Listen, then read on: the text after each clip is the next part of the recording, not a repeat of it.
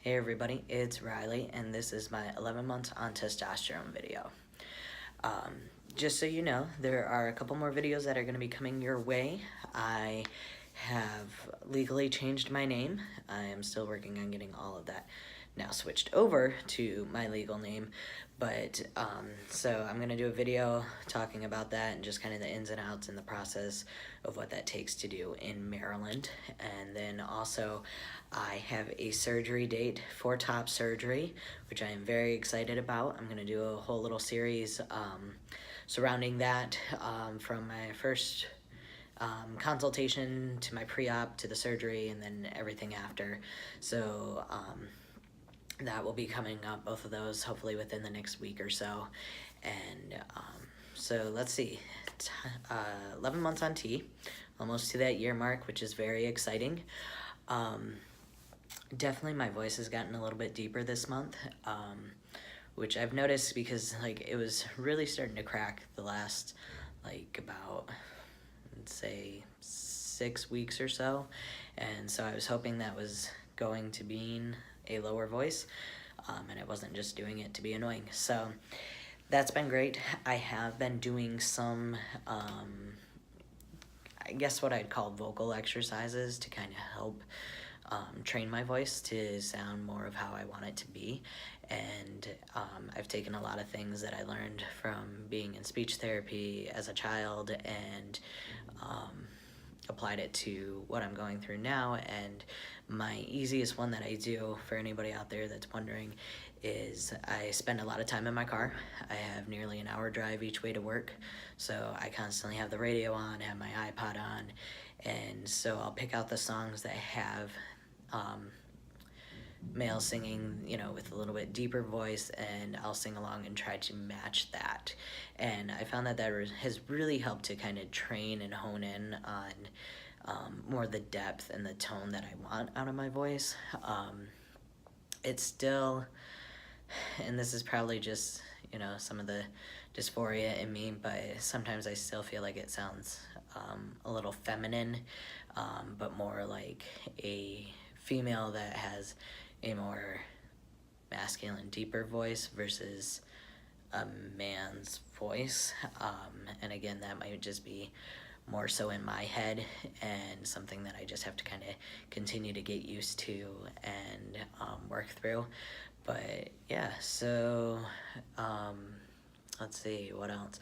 Oh, about 2 weeks ago, I decided to fully clean shave, and that, I dare say, was a mistake.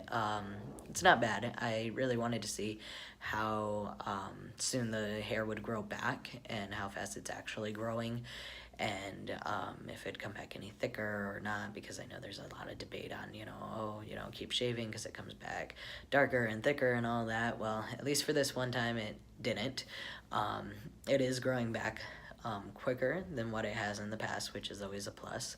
But the mistake part was I didn't realize how young I would actually look.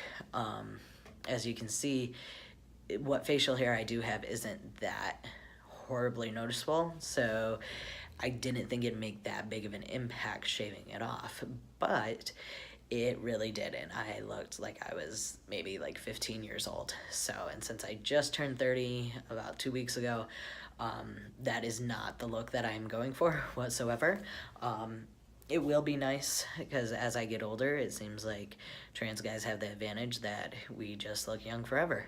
So I'm not gonna get too worked up about it, because I know with time that is going to play into my favor. So I'm just gonna let that be. And like I said, it is growing back a little bit quicker than before, and it is starting to fill out just a little bit. I wish it would start to get a little bit darker so you guys could actually see that, but is what it is, and that's what my body likes to do. So I do have hope though, because like my dad and my brother, they can both grow out like pretty decent beards, and my brother used to have really light hair like mine too, and his has definitely gotten darker through the years. So I just gotta wait and be patient. So easier said than done. But as far as any other changes, I'm continuing to see some fat redistribution. My legs keep getting a little more toned and slimming down. Unfortunately, it is going a lot to my stomach, which does not make me happy. So that is why I'm in gym clothes now, because once I get done with this video, I'm gonna do a quick workout before I head home from work. So yeah, there's that. And then also just the fact that, sorry, that's the fax machine from work. Anyways, yeah, that is changing a lot. And then also, I've noticed a lot in my chest, the breast tissue, all that, or I guess the fat surrounding in with the breast tissue is definitely redistributing to other areas of my body. And so it will be really nice to have that top surgery done and just not even have to worry about that. As far as my actual hormone levels, I went to the doctor last week, I think, yeah, last week, and finally got into a doctor to handle that out here in DC, and he was very pleased with where I'm at and how it's been progressing along. So we're gonna keep my dosage at the 0.6 cc's for right now, and just kind of follow. I go back in, I think, 6 months, so just to see where it's at and how it's coming along. The last time I did blood work, it was like at 340 on my lowest day, so that means it's always higher the 2 weeks prior. So, but he likes to have his patients be at the levels more like around 500 to 700. Since it is such a wide range, he kind of likes to go towards the middle ground for biological males, for a therapeutic dose. So he's pleased with where it's at, and he feels that we don't need to up the dosage at all, that it will just kind of take care of it on its own as it starts to build up in my body more, and my body get used to processing it and everything like that. So that's nice to know, because I was kind of worried because I hadn't been to my old doctor since like March, so it had been a while. So I just wanted to make sure I was still on the right track and didn't need to adjust anything.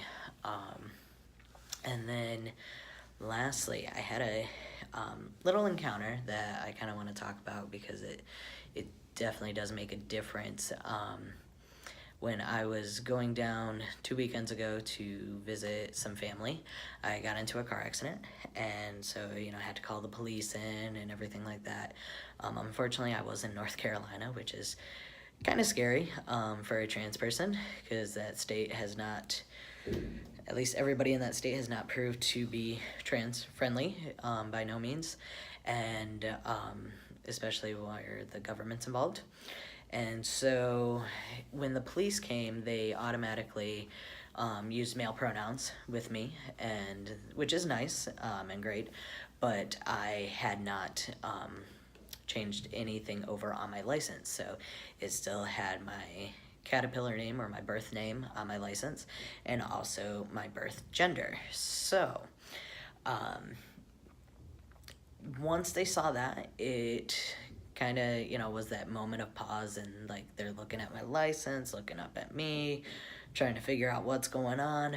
And that part was a little bit scary, because you just never know how somebody's going to react like that, especially a complete stranger in a part of the country that's not noted for being the most open and accepting and forward-thinking area. So luckily, the police officers that I had just kind of roll with the punches. I think at that point they did switch over to female pronouns, which at that point I really didn't care. I just wanted to get it all done and over with and be on my way.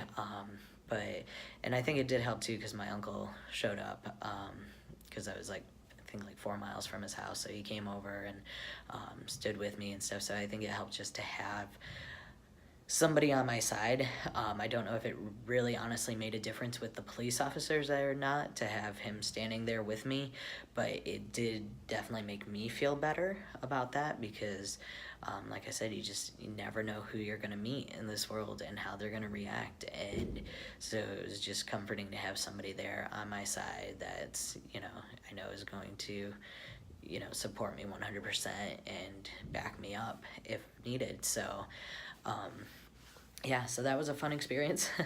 But anyways, oh, and talking of fun experiences, like I said in my last video, I am back to dating. I've been using like the dating apps because, as you can see, I work nearly all the time, and so don't have a lot of time to really just kind of go out and meet people, and expand my social circles yet. So, dating apps it is.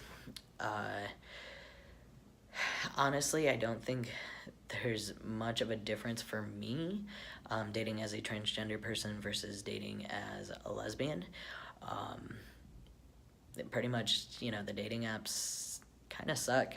It's nice because it gives you a chance to meet people, but you either get the people that just are wanting to hook up, or the people that never want to talk. They'll like you but never talk to you, or the ones that kind of talk for a week or even 2 weeks and stuff, and then they just like drop off. And so that part I find incredibly frustrating. But like I said, I don't think that is that much different from when I was on the apps as a lesbian. So I do try to make known within the first couple days of talking to somebody that I am transgender.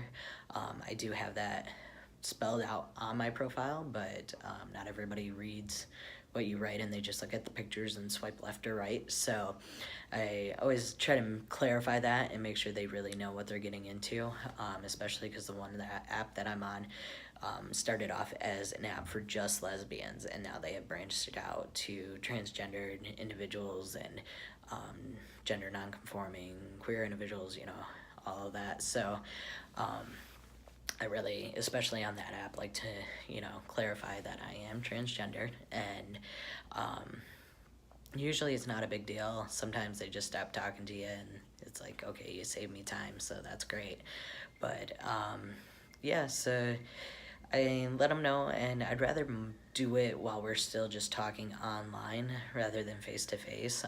Thankfully, being a trans male, I don't feel as threatened doing it in person, just because one thing, I'm dating women, so I don't think they tend to react as badly to it, or as tend to resort to violence in that situation, versus my trans female counterparts that, if they meet up with a guy and the guy finds out that they're trans, I've heard some pretty bad stories of people not responding well to that, and some of them resorting to violence in those situations, and that is really scary.